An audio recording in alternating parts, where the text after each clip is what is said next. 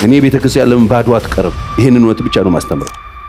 ሰዎች እንዲሰበሰቡ ብለን ሰዎችን በፍጹም አንድ ቀን እኮ ሰዎች ያውቃሉ።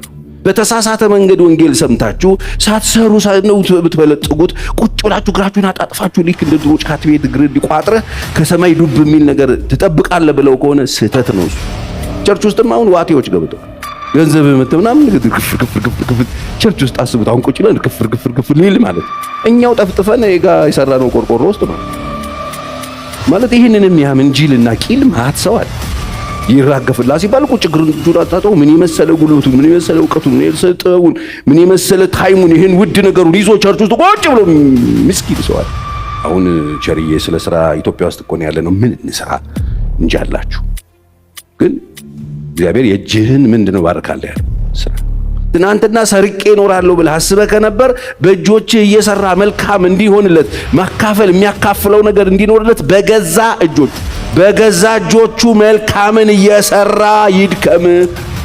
እጅና እግርን አጣጥፈ ያለ ድካም ባረካለሁ አትበል። አንዱ እግዚአብሔርን ያለ መፍራት ምልክት ነው እሱ። ድካምን ያልፈልግም ያልደከምኩበትን ነው ማለት እሱ አመጽ ነው፣ እሱ ኃጢአት ነው። ዛሬ ያቆምና ቀደም ብዬ ከ30 ዓመት በፊት መጥቻለሁና ሰዎች እንዲሰበሰቡልኝ ሴቶችና ወንዶችን ሰብስቤ እያታለልኳቸው ዋቴ እየሰራው ያጨበረበርኳቸው ውሸት እየነገርኳቸው የውሸት እንጀራ እያበላኋቸው ጊዜያቸውን ጉልበታቸውን እድሜያቸውን ከበላው በኋላ የሆነ ጊዜ እግዚአብሔር እውነት እኮ ይገባቸዋል። ቢበራስ መንፈስ ቅዱስ ያስረዳቸው እንዴ በገዛ እጆቹ ደክሞ የሚያካፍለው ይኑር አይደል እንደሚለው እሱ እኮ ቁጭ በል ነው ያለኝ ማለታቸው አይቀርም። እዚህ ነው እፍርት ደግሞ አልወድ ነገ ቢገባችሁስ ይሄ እውነት ተጽፎ ቁጭ በሉና ሳትደክሙ ልላችሁ አልችልም። ነብይነትን አገልግሎት አልከስክሰው ሜዳ ላይ ጥለው በዚህ ዘመን ሳይት እንዴት እንደማገና ጠይቁኝ። ስለ ነብይነት ስጦታ ስታስቡ አሁን እንደምታዩ በየሶሻል ሚዲያው ከሰው ኪስ ገንዘብ ማውለቂያ አይደል። ነብይ የሚለው ቃል በቀጥታ ነብይ የሚለውን ቃል በቀጥታ ስትተረጉሙ ምን ማለት ነው? የእግዚአብሔር አፈቀላጤ ማለት ነው። አሁን የአሜሪካን መንግስት አለ አይደል? የአሜሪካን መንግስት ስፖክስማን የሚባል ሰው ያመጣ መንግስትን ሐሳብ የሚያወራ ማለት ነብይ የሚባለው ሰው የእግዚአብሔር አፈቀላጤ on behalf of God ነው። በዚህ ነው የነቢያት ቃል በዚህ ስልጣን ሰዎች አሁን ይነሳሉ ነው የኪዳኑ ነቢያቶች ናቸው። ያ መንፈስ ግን አሁን ይሰራል። ያ መንፈስ እዛ ኦቶሪቲ ነው ሰዎቹ የማይነሱት እንጂ ያ መንፈስ አሁን ይሰራል። ያ የትንቢት መንፈስ ይሰራል። ዋይ የእግዚአብሔር መንግስት በዚህ ምድር ላይ ስላለች፣ እግዚአብሔር ባገዛዝ ላይ ስለሆነ። እውነቴን ነው የምነግራችሁ። ምንም ነገር ለጊዜው ነው። እስክትደርስበት ያጓጓሃል፣ ስትደርስበት ይሰለችሃል። በጣም ዋጋ ከፍለ ያገኘው ነገር እጅ ላይ ሲገባ ለዚህ ነው ዋጋ የከፈልኩት አይገባውም ነበር ያስብልሃል። ወንጌል ብቻ ነው ማንጸጸትበት። በዚህ ጊዜ በጣም ለመስበክም ለማስተማርም ጭንቅ የሆነው ኢየሱስን ተከተል ህይወት አሪፍ ይሆናል ነው ትምህርቱ። ብዙ ጊዜ እዚህ መድረክ ላይ እንደነገርኳችሁ የሌለ ስም አሸክሞታል ትምህርቱን ራሱ አይገባውም። ያ ስም they call it የባለጠግነት ወንጌል prosperity gospel no ስሙና ተግባሩ አይገናኝም። ስሙና ተግባሩ ፈጽሞ አይገናኝም። የባለጠግነት ትርጓሜያችንን መለወጥ አለብን። ባለጠግነት ጨርቅና መኪና አይደለም። ባለጠግነት ጫማና ሹመት አይደለም። ባለጠግነት የህይወት ሳክሰስ አይደለም። ባለጠግነት አይደለም። ይሄ ያላቸው ብዙ ድሆች የሞሉባት ዓለም ናት ይቻላል። እግዚአብሔር ሲያይ የሚያለቅስላቸው ድሆች፣ ወርቅ እየነዱ ግን ድሆች። እዚህ ቤተክርስቲያን ዓለማዊ ስለሆነች እኮ ነው። ዴፊኒሽናችን ሁሉ ዓለማዊ ነው። ባለጠጋ ማን ነው ስትለው መኪናው እንትን የሆነ እግዚአብሔር እያለቀሰለት ይሆናል ድሃ ነው ብሎ። ባለጠግነትና ድህነት በማቴሪያል አይለካም። ይኑራችሁ ግን አይለካም። ሰውን ድሃ የሚያደርገውም ባለጠጋ የሚያደርገውም ሀብትና ንብረት አይደለም። በጣም ብዙ ሀብት አከማችተህ ድሃ ሊልህ ይችላል እግዚአብሔር። እንደ ሎዶቅያ ክርስቲያኖች በጣም ምንም የሌላቸውን ምስኪኖችን እኛ ድሆች የምንላቸውን ባለጠጎች ይላቸዋል እግዚአብሔር። ባለጠግነትና ድህነት የሚለካ በማቴሪያል ስላልሆነ በጣም ብዙ ሰው አሁን ብዙ ሰባኪያንም ባለጠጋ የብልጥግና ወንጌል የምትሉ ታዲያ የድህነት ልስበክ ይላሉ። ታዲያ ድሃ እንሁን ይላሉ። እኛ መቼ ድሃ እንሁን አለን?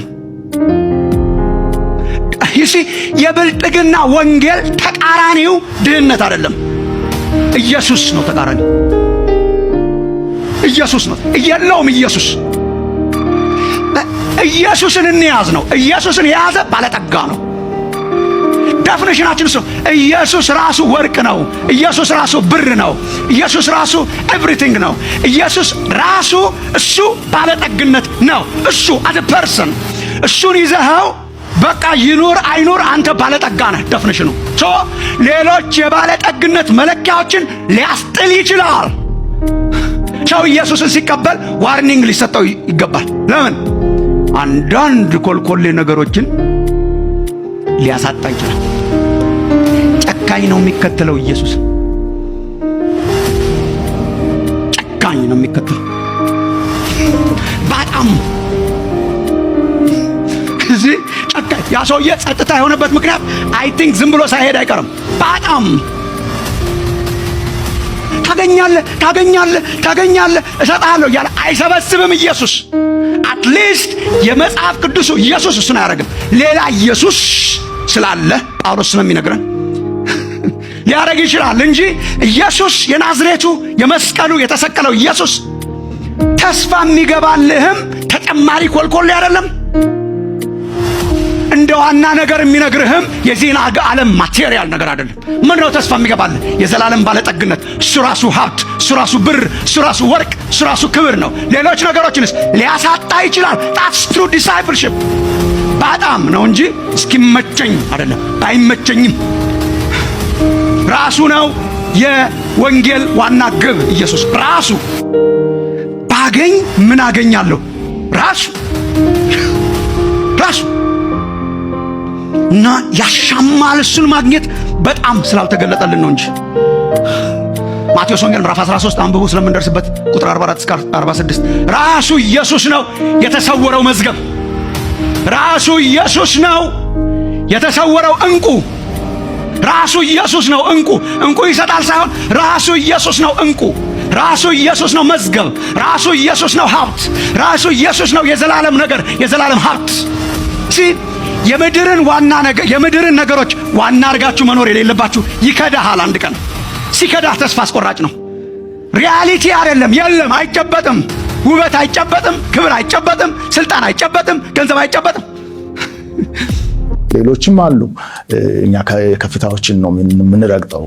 ብዙ ከፍታ፣ የመንግስትን ከፍታ፣ የሀብትን ከፍታ፣ የኮሚኒኬሽን ከፍታ። መጽሐፍ ቅዱስ ሪሊ አሁን በዚህ ዘመን የምናያቸውን የስተት ትምህርቶች በሚመለከት ምንድን ነው የሚለውን ነገር ብዙ የሐዋርያትና ነቢያት የተባለው ያው ጎልቶ ስለሚታይ ከፍ ብሎ ስለሚታይ እነዚህን የስተት ትምህርቶችን ስምና መዋቅር ለመስጠት ከሚባለ የተነሳ ስለሆነ ነው እንጂ ውስጡ በጣም ብዙ ነገሮች አሉ።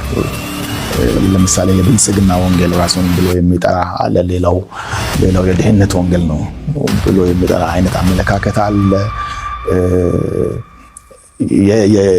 የእምነት ቃል ይለዋል። ከእምነት ቃል ይልቅ የቃል እምነት ብንል የራሱ የተናገረውን ነገር የማመን ላይ የተመሰረተ ትምህርት አለ። እሱን ምንድን ነው የሚለው መጽሐፍ ቅዱስ? የነዛን ነገሮች ጥርት ያለ ትምህርት አለበት በዚህ መጽሐፍ ላይ። ሌሎችም አሉ። እኛ ከፍታዎችን ነው የምንረግጠው።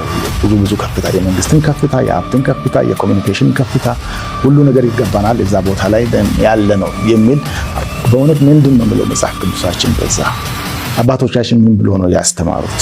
እነዛን ሁሉ ነገሮች ይዳስሳል ይሄ ትምህርትና የእግዚአብሔር ቃል ባልዋለበት እኛ ከዋልን በጣም አስቸጋሪ ነው የሚሆነው እና ህዝባችን ይሄንን በትክክል ማወቅ አለበት። መጽሐፍ ቅዱሳችን ምን ይላል የሚለውን ነገር ማወቅ አለበት። ክርስቲያኑ ማህበር ወይም ጉባኤ ትምህርቶች፣ መልእክቶች፣ ጸሎቶች፣ የትኛውም ነገር ሰዎችን ወደ ብር ሳይሆን ወደ ፈውስ ሳይሆን ወደ የሆነ ነገር ሳይሆን ወደ ኢየሱስ ከትላንት ይልቅ ማስጠጋትና ለመስጠጋቱ ቼክ ይደረጋል ማለት ነው። ሰዎችን ወይም ሰዎችን ወደ ኢየሱስ ሞር አስጠግቷል። ከሁሉ በላይ ያ እንዳለ ሆኖ የአንድ ቤተ ክርስቲያን ዋና ትምህርት የዛሬ ዓመትም ስትመጣ ማለት ነው፣ የዛሬ 8 ዓመትም ስትመጣ ማለት ነው፣ ኢየሱስ እና ኢየሱስ ብቻ፣ በኢየሱስ የሆነ ነገር አይደለም፣ ኢየሱስ ላይ ካተኮረ መሰረቱ ጤናማ ነው ማለት። በአንድ ጥቅስ ላስረዳችሁ። ኢየሱስ እንዲህ አለ፣ ሰዎች ስለኔ ምን ይላሉ ብሎ ጠየቀ። ለምን ይህን ጥያቄ ጠየቀ ሲባል ጉባኤ ወይም ማህበር ለመሰብሰብ ፈለገ። ጥያቄው የተጠየቀው ከማህበር ጋር በተገናኘ ማህበር መሰብሰብ ፈለገ። በግሪክ ቋንቋ ኤክሌሽያ፣ በአማርኛ ማህበር፣ በግዕዝ ጉባኤ መሰብሰብ ፈለገ። ከዛ ምንድን ያለው ለመሰብሰብ ሲል በሌላ ጉዳይ አይደለም፣ ማህበር ጉባኤ ለመሰብሰብ ሲል ሰዎች ስለኔ ምን ይላሉ? እሱ ጥያቄና መልሱ ከማህበር ጋር የኢየሱስ ማህበር ነው ወይስ የፓስተሩ ማህበር ነው ወይስ የሆነ ኮንግሪጌሽን ነው? ምንድን ነው? በምን እናውቃለን? ያን ማህበር ኢየሱስ እግዚአብሔር እሱ ኦርቶዶክስም ይላሉ፣ ካቶሊክም እንደዛው ነው። ካቶሊክ እግዚአብሔርና ኢየሱስ ነው እንጂ የሚለው ሌላ የማንን ስም ይጠራል? አላህ አይልም እኮ። ኦርቶዶክስ እኮ አላህ አይልም፣ እግዚአብሔር ኢየሱስ እና የጌታ ማህበር መሆኗን በምን እናውቃለን ሲባል ዋነኛ ማህበሩ የሚሰበሰብበት ዶክትሪን የኢየሱስ ማንነት የሚል ትምህርት፣ ህብረት፣ ጸሎት፣ መልእክት የዛሬ 8 ዓመትም ስትመጣ ስለሱ ብቻና ብቻ መሰማ ከሆነ ከዛ ምን አለ? ስለኔ ምን ይላሉ? አሁን እዛ ጋር እንደው ኢየሱስም ብሎ ጥያቄ ጠየቀና እነሱ ይመለሱ ይመስላቸዋል። ኢየሱስ ያለው ማህበር ስለመመስረት ሰዎች ስለ እኔ ምን ይላሉ አለ። ስለ ሰው ልጅ ምን ይላሉ አለ። ኤልያስ ነው፣ ምንትሴ ነው፣ ነብይ ነው፣ እናንተስ ማን ትሉኛላችሁ? ስምዖን ጴጥሮስ ተነሳ፣ አንተ ክርስቶስ የሕያው የእግዚአብሔር ልጅ ነህ አለ። ኢየሱስ እንዲህ አለው፣ አንተ ጴጥሮስ ነህ፣ ድንጋይ ነህ። እኔ ግን በዚች አሁን በተናገርካት ጴጥሮስ አንተ ነህ፣ እቺ ግን ጴጥሮስ አይደለችም፣ ጴጥራ ነች። አንተ ጴጥሮስ ነህ፣ ዝም ብሎ ድንጋይ፣ ይሄ ተፈልጦ የሚካበው ድንጋይ ቤት ለመስራት። አሁን የተናገርካት ቃል ግን ፔትራ ነች። ሳምንት የሚወጣው ሰው መቀጣጠል፣ የሚቀጥለውም መቀጣጠል ላይ የተመሰረተ መቀጣጠል የሚል ዶክትሪን ላይ መሰረትን ማህበሩ ጉባኤው ስታየው ኢየሱስ ነው የሚጠራው፣ መዝሙሩ ዘሴም ነው፣ ዶክትሪኑ መቀጣጠል የሚል። በእንደዚህ አይነት ትምህርት ላይ ማህበር አይሰበስም።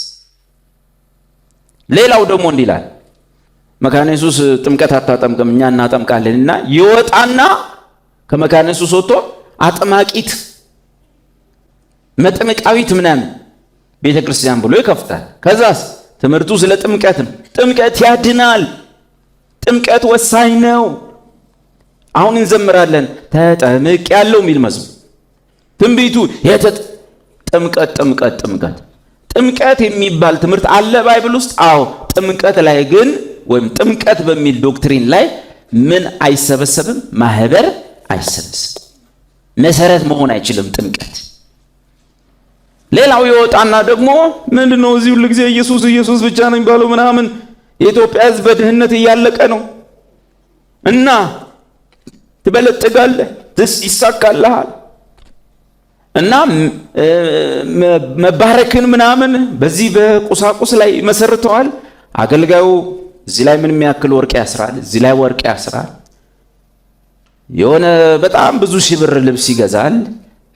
ህዝቡን እንዲህ ጉሮሮን አንቆ መኪና ይገዛል። ከዛ ተከታዮቹ አገልጋዮቹም ያንን ይቀጥላሉ። ፕሮስፐሪቲ ጎስፕል ያልከው ይሄ ነው። ይቀጥላሉ። ህዝቡም እንደነሱ ለመሆን ይበላል። መቼስ አይበላም፣ ይበላል፣ ይበሉታል። ስለዚህ ምን ይሆናል ማለት ነው? ነጋ ጠባ መልእክቶቹ፣ ትምህርቶቹ በሰው አእምሮ ውስጥ የሚገባው ነገር ሁሉ ምን ይሆናል? ኢየሱስን በማመን ምን መሆን? ኑሮን መቀየር፣ ኢኮኖሚን መለወጥ፣ በሁሉ ነገር ውጤታማ በመሆን ቤት ስለመስራት ስትጸልይ የምታስብ፣ መኪና ስለመግዛት ስታመልክ አይን ላይ የሚመጣው ምን የሚያክል መኪና ሲሆን ምን ይባላል? የብልጽግና ወንጌል ፕሮስፐሪቲ ጎስፐል ይባላል። ያን ጊዜ ቆላሲስ ነው የሚሆነው። እንግዲህ Christ is all sufficient። እሱን የምንከተለው ለዛ አይደል እና መልእክቱ ትንቢቱ የሚመጣው እንትና ምናምን ሁሉ ብር ብር ብር ብር ብር ይሆናል።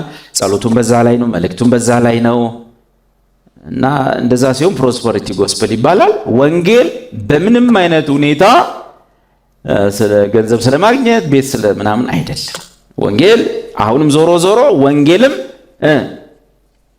ከስጋ ከዳዊት ዘር ስለተወለደው በቅድስና መንፈስ ግን ከሙታን በመነሳት በኃይል የእግዚአብሔር ልጅ ስለሆነው ስለ ልጁ ነው፣ እርሱም ጌታችን ኢየሱስ ክርስቶስ። ይሄ አንዱ እውነት ነው። ሌላው ደግሞ ያንን የብልጽግና ወንጌል ብልጽግና ላይ ፎከስ ያደረገ ህዝቡም ስለ መባረክ ስለ ኢኮኖሚ ብቻ እንዲያስ አመቱን ሙሉ ነውር እኮ ነው። አንድ ክርስቲያን አመቱን ሙሉ ስለ ፕሮስፐሪቲ እያሰበ መኖር ነውርም ነው ኃጢአትም ነው። ያንን ለመቃወም ደግሞ ሌላ ጽንፍ የሚሄድ ቡድን ይመጣል። እሱ ይሄኛውም ሌላኛው አደገኛው ምን ብሎ ይሰብካል? ድህነቱን የሚሰብክ ድህነት ጥሩ እንደሆነ አድርጎ የሚሰብክ እኔ በዚህ ዘመን ክርስቲያን ሁሉ ምን መኪና ይነዳል ይሁን ምቀኛ ሰባኪ አለ። ቤት ይሰራል። እኔ በደርግ ጊዜ ተደብድቤያለሁ፣ ተወግሬያለሁ፣ እስካሁን ምንም የለኝም። ወገኖቼ እኔ ድሮ ይላል አንድ ካልሲ ነበረችኝ፣ ሃሌሉያ ሳምንቱ ሙሉ አረጋታለሁ፣ ቅዳሜ አጥቤ አሰጣታለሁ፣ እሁድ ለቸርች አድርጌያት እመጣለሁ። አንድ ሸሚዝ ነበረችው። ይሄ ደግሞ ባይዞ ይሄ ስለ ወንጌል የመጣ መከራ ሳይሆን ስንፍና ነው። ስንፍናን ያሳያል። አንድ ወንድ በአንድ ካልሲ ግማሽ ዓመት ሲጨርስ ሰነፍ መሆኑን ዝርክርክ መሆኑን እንጂ ለወንጌል የተከፈለ ዋጋ አይደለም። ወንዝ ፈሶ ውሃ በውሃ በሞላበት ሀገር ላይ እንደዛ መሆን ጽድቅም አይደለም።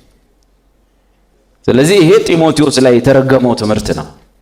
ሄርሜቲዝም ኦር ሴሊባሲ፣ ሰውነትን ማጎሳቆል፣ መክሳት፣ ምናምን አንጀት ጨጎራ እስኪላጥ መጾም፣ ሴሊባሲ የሚባለው ሄርሜቲዝም የሚባለው ጳውሎስ የረገመው ትምህርት ማለት። ስትጾም እንኳን ጨጓራ እንደማይላጥ ቼክ አድርጋል።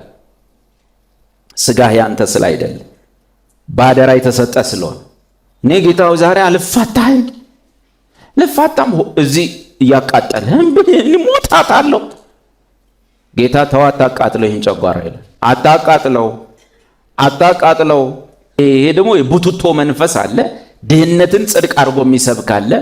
ሪሊጂየስ ስፒሪት ነው። ሄርሜቲዝም ነው። ገዳማዊ የሚባለው ትምህርት ነው። ጴንጤዎስ ኮት አድርጎ የመጣው ማለት ነው። እኔ ላደንቀውም አልችልም። አንድ ሰው እኔ አንድ ሸሚዝ ነበረችኝ የሚያሳየኝ በቃ ሰነፍ ነው፣ አይሰራም። መቼ ድሮ በሰባ ምናምን በሰማንያ አንድ ሸሚዝ ነበረችኝ፣ እሷን አረጋታለሁ፣ አጠባታለሁ ቅዳሜ። ከዛ በኋላ ከቤት አልወጣም እስክትደርቅ ድረስ እሷን አድርጌ ቸርች መጣና አገለግላለሁ። ሃሌሉያ። በእሷ ልብስ ወደ 6 ዓመት ነው የሰበኩት። ያውም ድሮ ሸሚዝ 6 ብር በነበረ ሰዓት ማለት። ለዚህ ሰውየው ምን ያህል ሰነፍ፣ የህዝብ ጥገኛ፣ እህቶች ልብሱን ካላጠቡለት የማያጥብ ዝርክርክ ምናምን እንደነበረ ያሳያል። እሱም ጽድቃ ሁለቱም ጽንፍ እንዴት እንልበስ? ጢሞቴዎስ ላይ ሞደስቲ የሚባለው ቃል ነው በእንግሊዝኛ የተጻፈው። በእኛ በአግባቡ ይልበሱ የሚለው ማለት ሞደስቲ የሚባለው በጣም ኮስቲ የሆኑ ከሰው ጋር ፉክክር ውስጥ የሚከቱ ልብሶችን አለመግዛት፣ ብርህን በጣም ኮስቲ ለሆነ ልብስ አለማውጣት። ቀጥሎ ደግሞ ቡቱቶና ዝርክርክ እንዲህ ያከኩ መኖር። እዛ ውስጥ ከገባ ደግሞ ጭራሽ ጳውሎስ የረገመው ትምህርት ነው እና ሞደስቲ ለራስም ለሰውም። ፎቶ እንኳን ስትነሱ ምናምን ነገ ልጆቻችሁ እንዳያፍሩ አድርጋችሁ ገብቷል። እሱ ማለት አሁን አንዳንድ ልጆች በዚህ ዘመን የመጡ ስታይሎች አሉ። መጽሐፉ ዮሐንስ መልእክት ላይ የዚህ ዓለም መልክ ጠፊ ነውና የሚል አማርኛ አለ። አማርኛው ሸፍኖታል። የዚህ ዓለም መልክ ጠፊ ነው፣ ግን እንግሊዝኛው ዘ ፋሽን ኦፍ ዚስ ወርልድ ነው የሚለው። ዘ ፋሽን በዚህ ዘመን በዚህ ምድር ላይ የሚመጡ ወቅታዊ ፋሽኖች ያልፋሉ። በኢህአፓ ጊዜ ጸጉሬን ያክላል፣ ጺሜን ያክላል። በኢህአፓ ጊዜ ያ ማለት ተምረሃል፣ ኮሚኒዝምን አጥንተሃል ማለት ነው። በቃ ይኸው በቃ ማርክሲዝም ሌኒኒዝምን ትፈተፍተዋለህ ማለት ነው። እንደዛ ሆኖ አግብቶ ፎቶ የተነሳ ሰው አሁን ልጁ ያንን ፎቶ ከውስጥ ነው የሚከትለት አልበም ስር፣ ለጎረቤት አያሳይ። ፋዘር ምን ሆኖ ነው ድሮ ይባል። ያኔ ፋሽን ነው። እናቱን እኮ የልጁን እናት ያገኘው እኮ እንደ በዛ ጸጉር እኮ በዛ እንትን እኮ ነው። እናት ያኔ ዋው አራዳው ብለው አገቡት ማለት። ዛሬ ደግሞ ልጅዮ ፋራው ብሎ ይከተዋል ማለት ገብቷል። እኛ ቤት የአባቴ ፎቶ አለና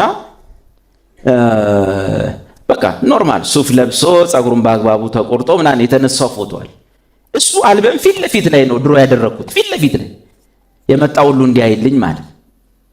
ደግሞ ሌላ ፎቶ አለው ሸሚዙ እዚህ ደርሶ ጫማው ከፍ ብሎ ምናምን እንዲህ ብሎ ምናምን አበባ ይዘው የሚነሱት አለ።